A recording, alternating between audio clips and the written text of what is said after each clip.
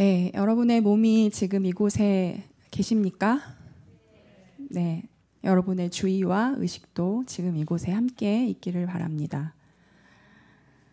우리는 지난 성금요일 예배를 드리면서 최후의 만찬이 열렸던 날, 그날은 무슨 요일이었죠?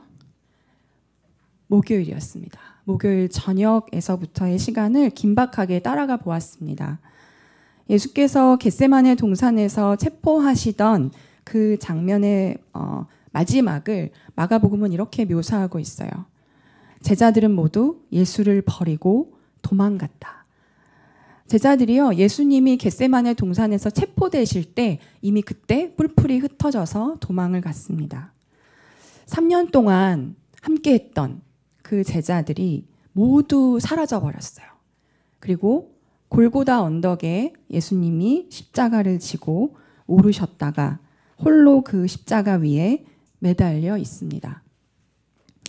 예수님이 그때 그 숨지던 그 순간에 그때 제자들이 다 사라졌죠. 그러나 그의 곁을 지켰던 다른 사람들이 있었습니다. 오늘 우리가 읽었던 본문의 바로 윗줄 23장 49절에 보면 예수를 아는 사람들과 갈릴리에서부터 예수를 따라다닌 누구요? 여자들. 여인들이 다 멀찍이 서서 이 일을 지켜보고 있었다. 이렇게 증언하고 있어요. 그러니까 이 여인들이 이제 갈릴리에서부터 예수를 따라와서 예수가 골고다에서 십자가에 못 박히시기까지의 모든 것을 지켜보고 있었다고 얘기합니다.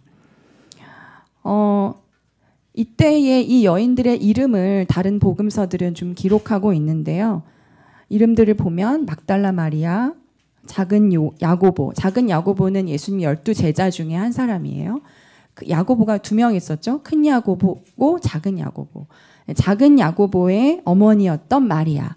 이 마리아는요, 여러분 누가복음 24장에 보면 이제 엠마오로 가는 2 제자가 나오는데 그 중에 한 사람의 제자 이름이 글로바입니다. 이 글로바의 아내예요. 글로바의 아내인 마리아. 그리고 또 요한나라는 여인, 살로메. 살로메라는 여인은 큰 야고보의 어머니입니다. 이런 사람들이 다 제자들은 떠났지만 그 여인들은 거기 남아 있었어요. 보면 제자들은 떠났지만 제자들의 그 어머니들은 그곳을 지키고 있었던 거죠. 당시 로마법에 따르면은요, 이제 보통 제수가 죽으면 가족이나 친척들이 이렇게 시신을 청해서 매장할 수 있게 해주십시오 해서 매장을 합니다. 그런데 이 십자가에 매달린 이 죄수는 굉장히 극악무도한 범죄를 저질렀거나 굉장한 반국가적인 범죄를 저지른 정치범들이 대다수였기 때문에 가족이 시신을 달라고 청하는 것조차 허락되지 않았어요. 십자가 죄수에게는. 그럼 이 죄수들이 십자가에 매달려 있고 그 다음에는 어떻게 될까요? 십자가에 그냥 며칠이고 밤새도록 방치됩니다. 그렇게 되면 부패가 시작되겠죠. 그렇게 되면 하늘을 나는 독수리나 땅에 있는 들개들의 먹이가 되도록 그렇게 내버려 두는 것이 그 당시의 모습이었어요. 그래서 우리가 골고다를 해골의 곳이다 이렇게 뜻을 풀이해서 읽었었던 적이 있는데, 골고다를 그렇게 해골의 곳이라고 부르는 이유가 뭐냐면 이렇게 처형당한 사람들이 그 근처에 그들의 그 해골, 그들의 두개골이 막 흩어져 있기 때문에 그곳을 그렇게 불렀던 거예요. 여러분, 이런 상황 속에서 예수님도 십자가에 달리셨잖아요. 그러니까 예수님도 그럴 위기에, 그런 모욕을 당할 그런 위기에 처해 있었습니다. 그런데 제자들은 도망갔고요. 누가 남아 있었어요? 여인들이 남아 있었어요. 근데 여인들은 아무런 힘이 없습니다. 그리고 그 사람들은 다 갈릴리 사람들이다 보니까 예루살렘에 예수님의 시신을 매장할 무덤을 전혀 갖고 있지 않은 사람들이었어요. 그런데 바로 이때 그동안 등장하지 않았던 한 사람이 갑자기 나타납니다. 그가 바로 아리마대 출신의 요셉이라는 사람이에요. 이 사람이 바로 예수님의 장례를 도맡아 치르게 된 거죠. 이 사람은 잠깐 등장합니다. 그러나 4가지 복음서, 마태, 마가, 누가, 요한 복음서에 다 등장하고 있는 인물이에요.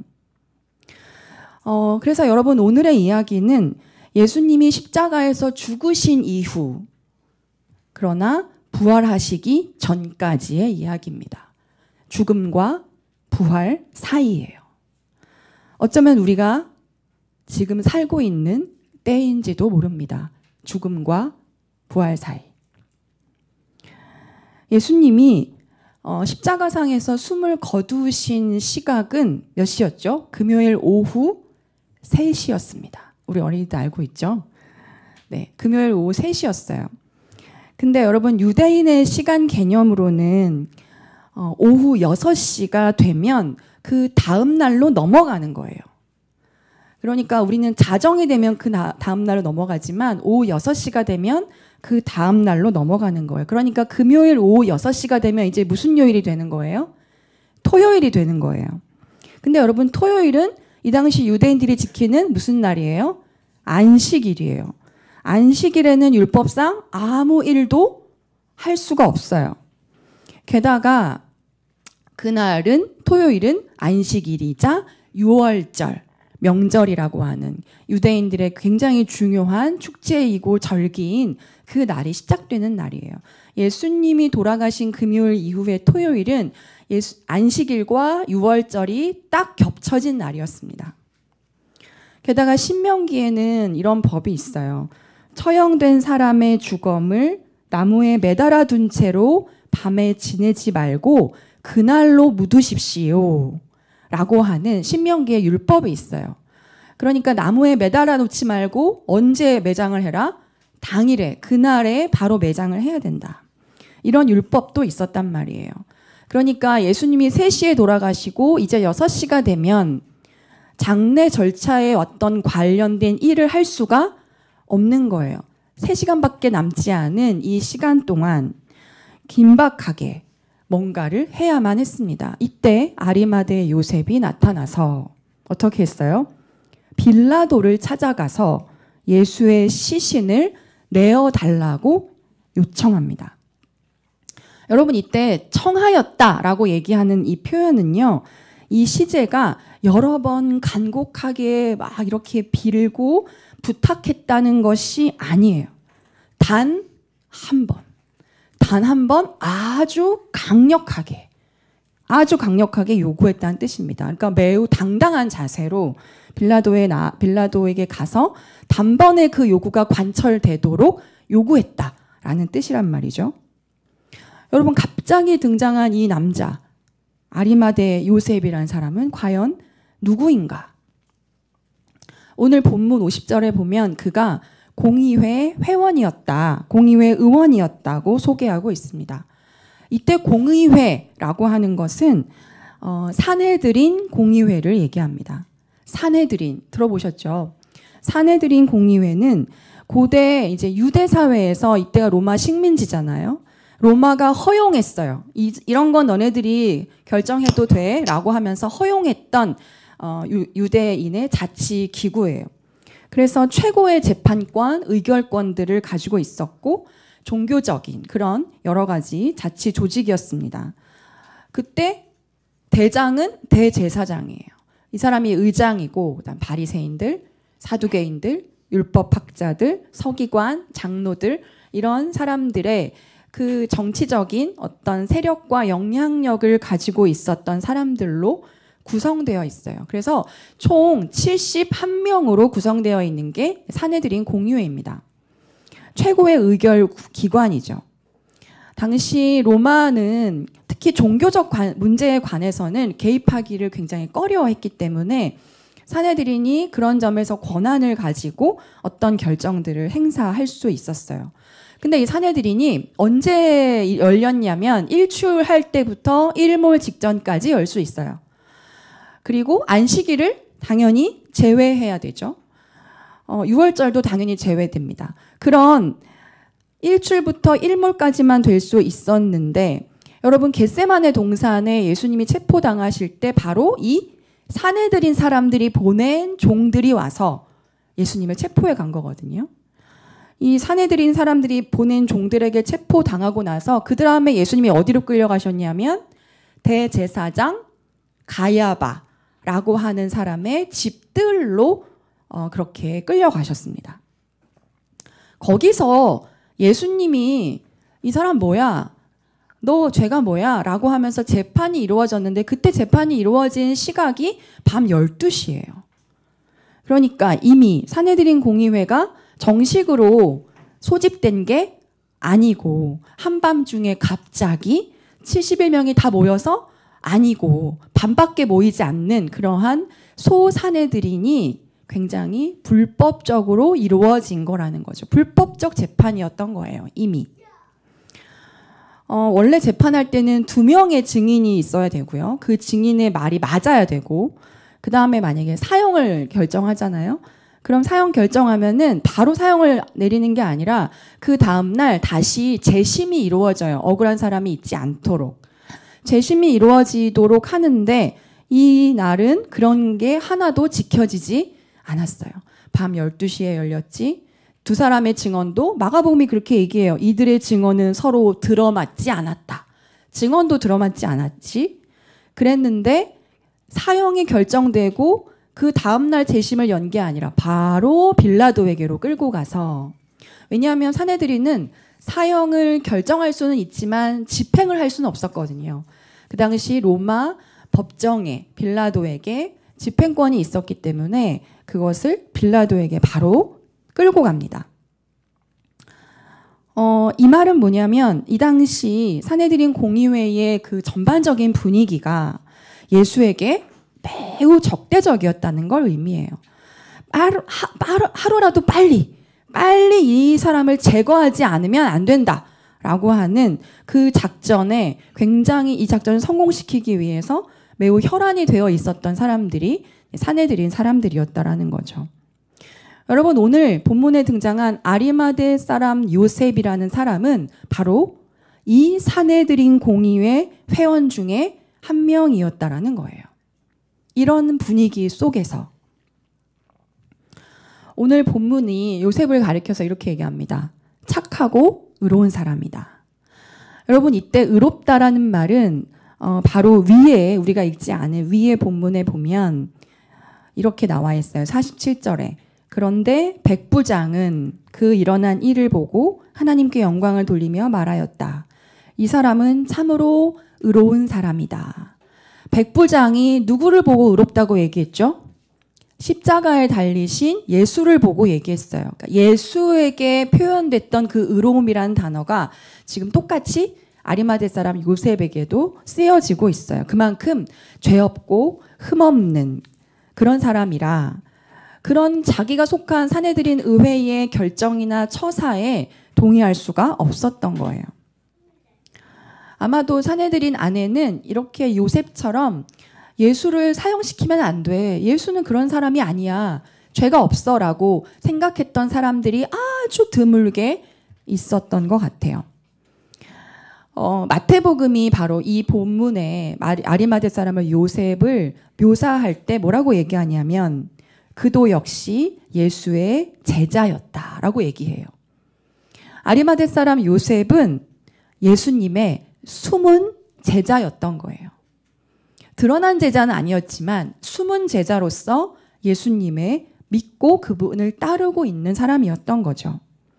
그리고 오늘 우리가 읽은 누가복음은 굉장히 중요한 부분을 놓치고 있지 않습니다. 함께 읽어보겠습니다. 오늘 본문 23장 51절입니다. 누가복음 23장 51절 같이 읽을게요. 시작. 이 사람은 의회의 결정과 처사에 찬성하지 않았다. 그는 유대 사람의 고을 아리마대 출신으로 하나님의 나라를 기다리는 사람이었다. 뭘 기다리는 사람? 하나님의 나라를 기다리는 사람이었다. 하나님의 나라를 기다린다라는 것은 무엇일까요? 오늘 우리가 읽은 예레미야 애가서, 이 애가서는 그렇게 아름답고 너무 소중하다고 생각했던 하나님의 도성 예루살렘이 참담하게 파괴되고 완전히 멸망당한 현실 속에서 지어진 슬픔의 노래입니다. 그걸 너무 애절하게 안타까워하면서 마치 예루살렘 성에 불타고 있는 것을 보며 눈물을 흘리며 지은 시라고 얘기할 수 있죠. 마치 지금의 오늘 본문처럼 십자가 죽음 때문에 예수님을 따랐던 그 마음이, 그 사람들의 마음이 완전히 폐허가 되어서 애도의 눈물을 흘리고 있는 그 심정과 같은 마음일 거예요. 파괴된 예루살렘의 성전, 그리고 왕이라고 믿었던 어떤 사나이의 허무한 십자가의 죽음. 그런 의미에서 예레미야 애가의 오늘 본문은요, 성금요일과 그리고 부활주일, 그 사이, 무슨 요일이죠? 토요일. 성금요일과 부활주일 사이에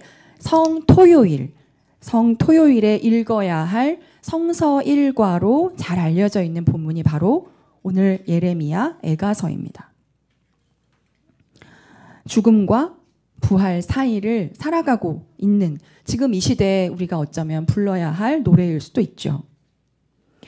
예레미야 애가에서 오늘 본문의 19절에 보면 이렇게 시작을 하죠.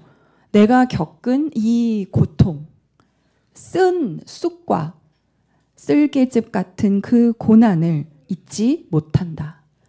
잠시도 잊을 수가 없으므로 울적한 마음을 가눌 길이 없다. 지금 우리가 겪고 있는 이것은 쓴 쑥과 쓸개즙 같은 고난입니다. 잠시도 잊을 수가 없어요. 억울하기 짝이 없기도 하고 허탈하게 땅이 꺼지는 것 같기도 하고 언제까지 이렇게 살아야 하지? 라고 하는 아득함이 우리를 짓누르기도 합니다. 모두가 사람마다 다 저마다의 짐을 지고 있어요. 그렇게 고단하게 하루하루를 살아갑니다. 울적해지지 않을 수가 없어요. 우리가 겪는 여러 가지 고통들이 경제적인 어려움이기도 하고 또는 신체적인 질병의 어려움이기도 하죠. 또는 우리 내면에 채워지지 않는 어떤 결핍에서 오는 어려움이기도 합니다. 그게 무엇이든요. 우리는 무언가가 부족해, 무언가가 필요해, 그리고 무언가가 채워지기를 원하고 기대하게 됩니다. 그래서 빨리 이 겪고 있는 이 고난이 끝나기를 기다립니다. 그런데 희망은 거기서 오는 것이 아니었습니다. 시인이 21절에서 돌연 이렇게 고백합니다. 그러나 마음속으로 곰곰이 생각하며 오히려 희망을 가지는 것은, 이렇게 얘기해요. 마음속으로 곰곰이 생각하며 오히려 희망을 가지는 것은.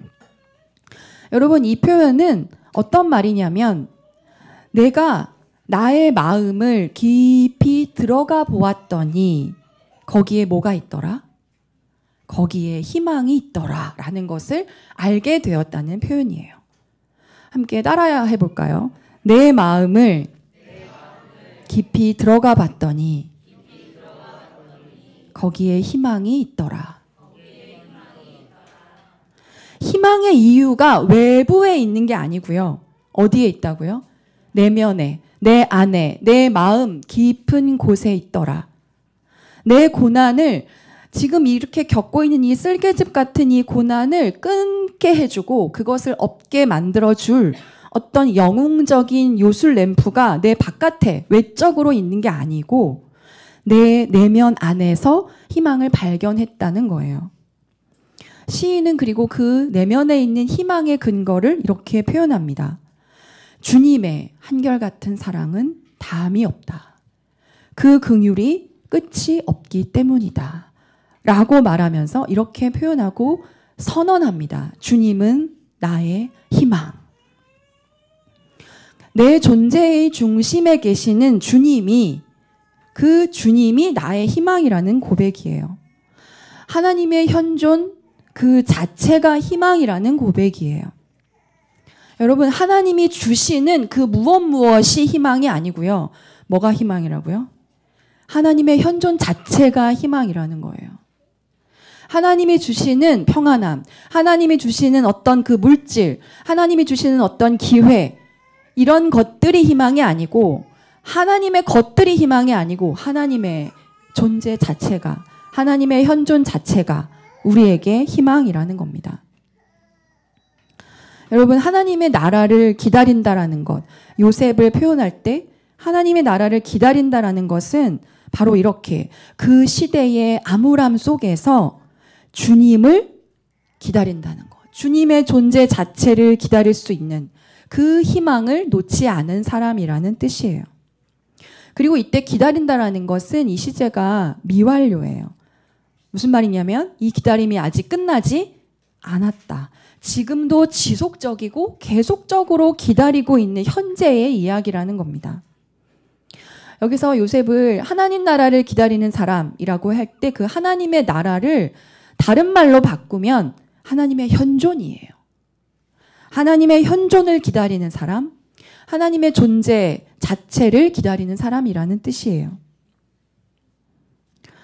여러분, 누가복음에게 이 기다림이라는 주제는 굉장히 중요한 주제입니다. 지난 대림절 때 그 시므온 할아버지의 이야기를 그때 우리가 함께 나누면서 눅크 디미티스라고 하는 것에 관한 이야기를 나눈 적이 있습니다. 시므온 할아버지가 아기 예수를 성전에서 만나고 내 눈이 주님의 구원을 보았다라고 얘기하는 그 시므온 할아버지, 그리고 안나 예언자는 누가복음 2장에서 이렇게 얘기해요. 이스라엘의 위로를 기다렸다. 예루살렘의 구원을 기다렸다. 여러분, 그러니까 이 누가복음이라는 것은 이스라엘의 위로를 기다린 시므온, 예루살렘의 구원을 기다리고 그것을 예언했던 안나의 이야기에서 시작해서 하나님의 나라를 기다리고 있는 아리마대 요셉이 예수님을 장사하는 것으로 이야기를 마치고 있는 기록이라는 거죠. 고난 속에서 하나님을 기다렸던 이들의 기록입니다. 아리마대 요셉은 예수님이 십자가에서 죽으신 걸 온몸으로 확인한 사람이에요. 똑똑히 본 사람이에요. 그래서 오히려 이제 모든 게 끝장났구나 라는 것을 증언할 수 있는 장본인입니다. 본인은 굉장히 영향력이 있었기 때문에 예수님이 죽으셨어, 십자가로 그냥 철저히 패배했어 라고 하는 것을 오히려 증언할 수 있는 사람이었다는 거죠. 그런데 그런 그가 사내들인이 정죄해서 죽인 그 예수님 시신을 주십시오 라고 요청하는 행위는 굉장히 위험하고 또 용기 있는 결단의 이야기고 그 행위였다는 겁니다. 자기가 소속된 어떤 그 사내들인에 대한 배신이 될 수도 있고요. 너도 같은 패였어? 라고 하는 예수님의 제자로 이제 낙인 찍힐 위험이 있을 수밖에 없었던 일입니다. 그 사람이 그동안 쌓아왔던 지위나 명예와 또 여러 가지 모든 생명까지도 한순간에 빼앗길 위험이 있는 일이었습니다. 그런데 그는 빌라도에게 가서, 마가복음은 이 장면을 이렇게 얘기해요. 대담하게 빌라도에게 청했다. 예전 번역으로는 당돌하게 빌라도에게 청했다. 이 말은 무서워하지 않고 두려워하지 않고 빌라도에게 갔다, 이런 얘기거든요. 모두가 떠나갔던 그 자리, 죽음과 부활 그 사이에서 아리마대 요셉은 오히려 위험하기까지 한 너무나 위험천만한, 그러나 자기가 할 수 있는 자신의 일을 하고 있습니다. 예수님의 드러난 제자들은 다 도망갔지만 예수님의 은밀한 제자는 바로 이때 자기가 제자였음을, 자기가 제자됨을 드러내고 있는 거예요. 어떻게 그럴 수 있었을까요? 그가 평생 하나님의 나라를 기다린, 하나님의 현존을 기다린 그의 지향, 그리고 그의 그 초점이 그를 이끌었다고 생각합니다. 여러분, 기다린다라고 할 때 기다린다라는 것은 무엇을 의미할까요? 여러분은 무엇을 기다리십니까? 우리가 향심기도 할 때 향심기도에서 나를 온전히 여는 것, 나를 온전히 여는 오프닝 하는 것, 이것을 믿음이라고 얘기해요. 나를 온전히 여는 게 믿음이라면 이제 거기에서 더 나아가서 나를 온전히 내어 맡기면서 기다리는 것이 소망이에요. 나를 온전히 내어 맡기면서 기다리는 것, 그것이 소망이라는 거예요. 다른 말로 희망입니다. 그런데 우리가 보통 내가 뭔가를 소망해, 내가 뭔가를 희망해 라고 할 때 그때 소망과 희망 생각해보면 내가 바라는 게 명확하게 있어요. 그리고 내가 기대하는 게 분명히 있습니다. 그리고 언젠가는 그게 이루어질 것을 우리가 소망하고 희망하죠. 그런데 향심기도에서 말하는 이 소망은 오히려 그것과는 거리가 매우 멀어요. 오히려 나의 예상, 나의 기대, 나의 바람 이런 것들은 내어 맡기면서 그저 하나님의 현존을 향해 동의하고 또 동의하고 그렇게 동의가 깊어질 때 여러분 내 바람, 내 기대는 내어 맡기고 하나님의 현존에 계속 동의할 때 이제 결국 무엇만 남게 되죠? 하나님 현존만 진하게 남는 거예요. 하나님 현존만 진하게 남게 되는 것, 바로 그것을 기다리는 겁니다. 기다린다라는 건 그것을 기다리는 거예요. 나의 바램과 나의 욕구와 내 중심적인 여러 가지 기대들이 오히려 걸러지는 것을 기다리는 거예요. 불순물이 정화되어서 오히려 가장 엑기스만 남도록 그것을 기다리는 거예요. 여기서 말하는 기다림은 그런 기다림이에요. 그것이 진정한 소망이라는 겁니다. 하나님의 현존만 남도록 기다리는 것. 우리가 믿음을 갖는다라고 했을 때 믿음을 갖는다는 것은 나를 하나님께 온전히 연다는 것을 의미한다 그랬죠. 그래서 소망을 갖는다라고 하는 것은 여기서 더 나아가 나를 완전히 하나님께 내맡기면서 하나님의 현존을 기다리는 겁니다. 그것만 남도록, 이게 다른 말로 곧 자기 승복이에요. 자기 승복은 이렇게 동의가 깊어지고 깊어질 때에 오롯이 남는 것을 의미합니다. 우리가 성금요일에 예배를 드리면서 십자가에 나아와서 어떻게 했죠? 십자가에 이마를 대고 엎드렸습니다. 십자가에 이마를 대고 엎드리는 것, 그저 십자가에 나를 완전히 낮추고 기다리는 것. 그때 이거 해주세요, 이걸 원해요, 저거 해주세요라고 했던 내 속에 있는 바람을 다 내맡기고 그냥 오로지 하나님 현존으로만 가득 차기를 기다리는 것, 이게 소망이에요. 여기서 말하는 기다림은 바로 이런 기다림이에요.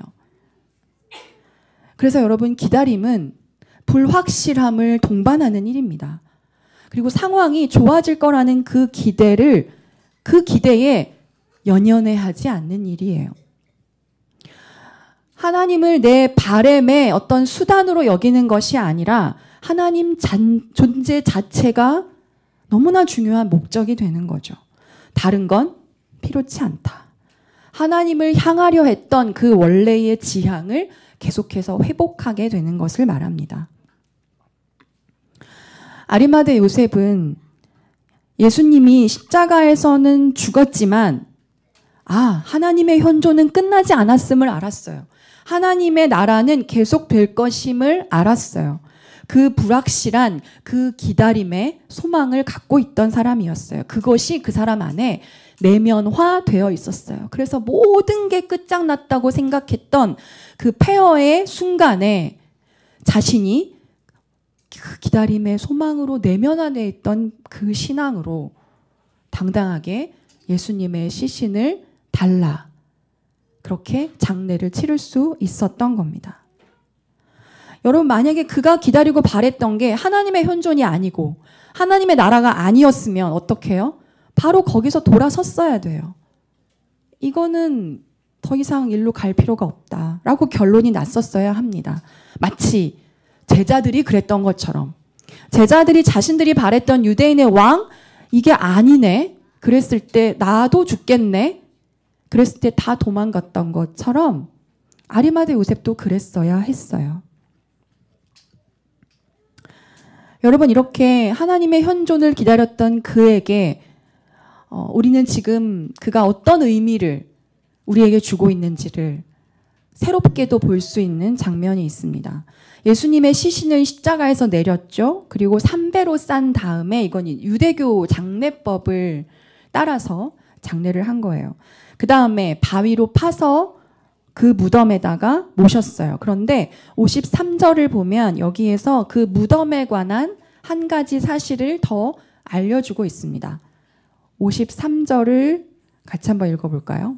누가복음 23장 53절. 시작. 그는 시신을 십자가에서 내려서 삼배로 싼 다음에 바위를 파서 만든 무덤에다가 모셨다. 그 무덤은 아직 아무도 묻힌 적이 없는 것이었다. 그 무덤이 아직 한 번도 그 누구가 묻혀본 적이 없는 무덤이었다는 얘기를 해요. 여러분, 이 무덤은 아마도 아리마대 요셉이 부자였기 때문에 영향력 있는 사람들이었기 때문에 나중에 자기가 죽으면 자기가 묻히기 위해서 예루살렘 굉장히 가까운 곳에 미리 마련해둔 무덤이었을 거라고 추측합니다. 근데 당시 여러분 유대인들의 무덤은 그냥 한 사람의 한 무덤 이게 아니고 여러 명을 장사할 수 있었어요. 여러 명을 함께 모실 수 있었어요. 바위를 팠으니까 이렇게 동굴과 같은 곳에 여러 명을 장례할 수 있었단 말이죠. 그런데 한 번도 장례된 적이 없어. 처음으로 예수님이 묻힌 무덤이라는 거예요. 이와 관련해서 한 가지만 더 찾아보도록 하겠습니다. 누가복음 19장 29절에서 30절의 말씀입니다. 이건 이제 예수님께서 예루살렘 성에 입성하시려는 장면이거든요. 누가복음 19장 29절에서 30절.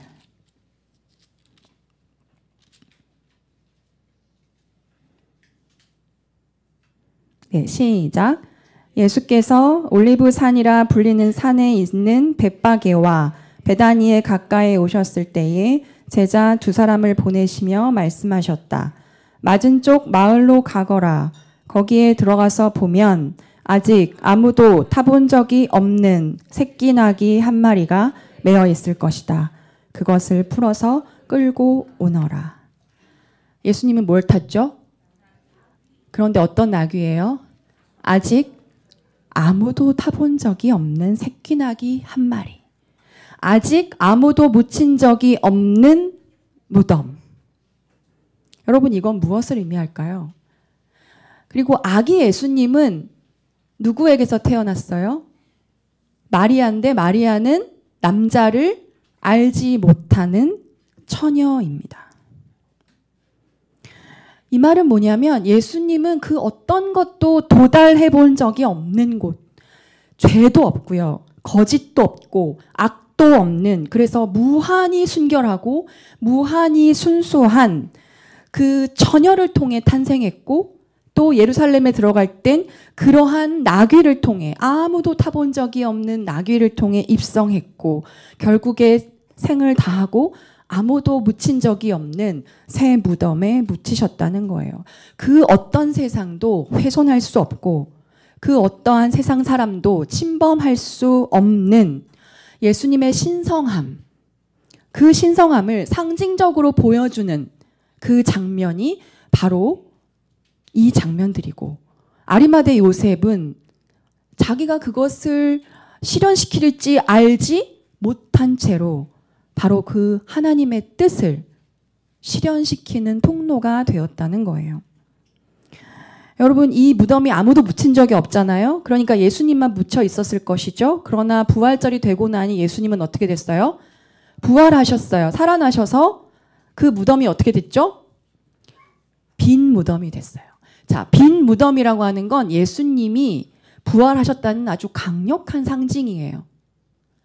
그리고 아무도 묻힌 적이 없었기 때문에 그 무덤은 비어 있다라고 하는 것을 볼 수 있게 된 거죠. 그렇게 아리마대 요셉은 예수님의 신성함 또한 부활의 상징을 있는 그대로 드러내는, 오히려 부활을 준비하는 자가 되었어요. 내 뜻이 아니라 누구의 뜻이 드러난? 하나님의 뜻이 드러난, 내 의도와 내 생각과 내 뜻, 그것과 상관없이 하나님의 뜻이 그냥 드러나게 된 통로, 부활을 준비한 사람이 되었다는 겁니다. 여러분, 우리는 하나님을 필요로 합니까? 아니면 하나님을 사랑합니까? 우리는 하나님이 무언가를 주시기를 원합니까? 아니면 하나님이 함께 하시기를 원합니까? 예레미야 애가에서 24절에 보면 이렇게 고백하거든요. 주님은 내가 가진 모든 것. 이걸 옛날 개역 개정 번역으로 하면은요, 많이 들어보셨을 거예요. 여호와는 나의 기업이시다. 여호와는 나의 기업이시다. 이것을 새 번역은 주님은 내가 가진 모든 것이다. 이렇게 얘기해요. 근데 이걸 조금 더 직역하면 이렇게 얘기할 수 있어요. 주님은 내가 받을 유산이다. 내가 받을 몫이다. 주님이 뭐라고요? 내가 받을 유산. 내가 받을 몫이라는 거예요. 근데 여러분, 당시 유산을 받는다 하면 대체로 뭘 받았어요? 재산 중에 토지, 땅을 받았어요. 토지를 받는 건데, 근데 지금 이 시인은 뭘 받는다고 얘기해요? 내가 받는 유산은 뭐라고 얘기하는 거예요? 주님이라는 거예요. 내가 받는 유일한 유산은 주님이라는 거예요.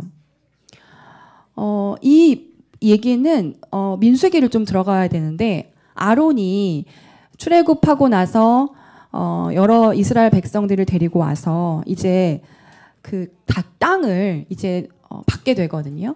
그런데 아론에게는 주님이 하나님께서 이렇게 얘기하셨어요. 민수기 18장 20절인데 주님께서 아론에게 말씀하셨다. 너는 그들의 땅에서는 아무런 유산도 없다. 너와 함께 나눌 몫이 너에게는 없다. 이스라엘 자손 가운데서 네가 받은 목, 그리고 네가 차지할 유산은 바로 나다. 이렇게 얘기하세요. 이 말씀에 따라 지금 우리가 함께 읽은 예레미야 애가는 바로 이 얘기를 하고 있는 거예요.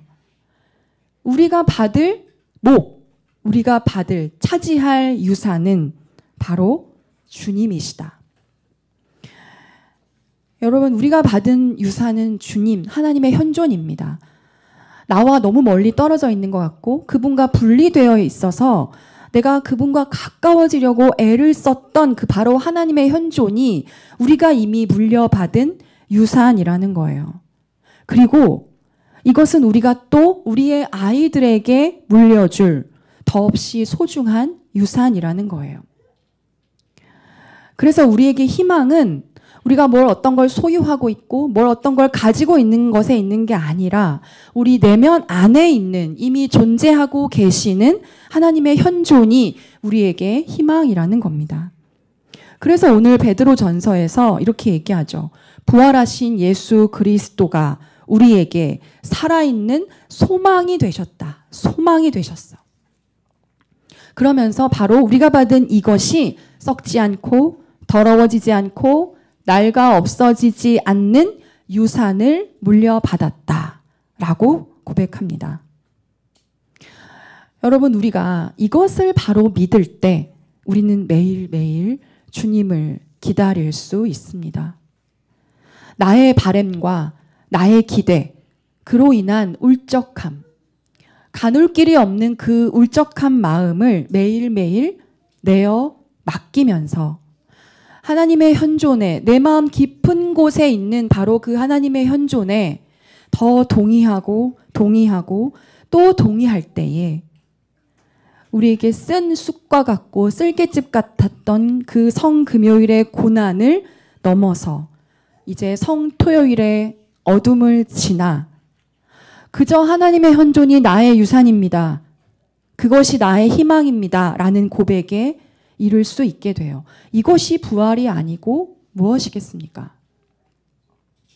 그래서 부활은 토요일의 시간, 이 죽음과 부활 사이를 우리가 어떻게 기다리느냐에 달려있는 여정이에요. 부활은 어떤 일회적인 목표도 아니고 갑자기 끝나는 어떤 완결된 것도 아닙니다. 끊임없이 계속 나아가야 하는 여정이에요. 그래서 부활은 우리가 매일매일 나를 완전히 내맡기면서 하나님의 현존을 기다리는 여정, 자기 승복의 여정이라는 거예요. 그래서 예레미야 애가는 매일매일 기다리고 있기 때문에 매일매일 아침이 올 때 그 아침이 어떻다? 새롭다. 매일 아침마다 당신의 사랑이 새롭다. 매일 아침마다 당신의 신실함이 크다라고 노래할 수 있었습니다. 그래서 주님을 기다리는 사람에게 복을 주시는구나를 알게 되었어요. 여러분, 지금은 기쁨의 50일 기간이죠. 진정한 기쁨이 어디서 오는가? 근원적인 희망이 어디서 오는가? 우리가 정말로 이 부활, 온전한 부활이 우리 일상에서 일어나게 하기 위해 우리는 다시 그 죽음과 부활 사이로 돌아가서 하나님의 현존만을 기다리는 여정 속에서 부활을 맞이할 수 있어야 할 것 같습니다. 나의 바람과 나의 원함, 내가 원하는 그것, 그 기대, 그것들이 계속해서 정화되고 동의가 깊어지도록 그렇게 십자가에 우리의 이마를 대고 엎드릴 때에 거기에 부활이 있습니다. 하나님 현존만이 가득 차도록 내 속에서 그 하나님의 현존만 물들어 갈 수 있도록 그렇게 기다리는 것. 바로 그것을 기다리는 이 소망이 바로 우리에게 부활을 가져다 줍니다. 주님이 우리의 희망이시기 때문입니다. 함께 기도하겠습니다.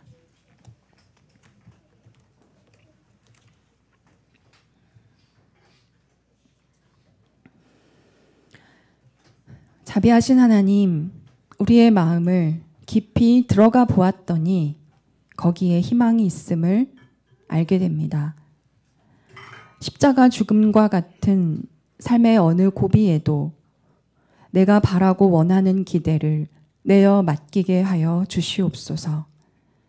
매일매일 당신의 현존으로 물들어 가도록 기다림의 여정을 통해 진정한 부활을 누리는 삶이 되도록 우리를 이끌어 주시옵소서. 주님의 존재 자체, 주님의 현존이 우리의 희망이 되십니다. 예수 그리스도의 이름으로 기도합니다. 아멘.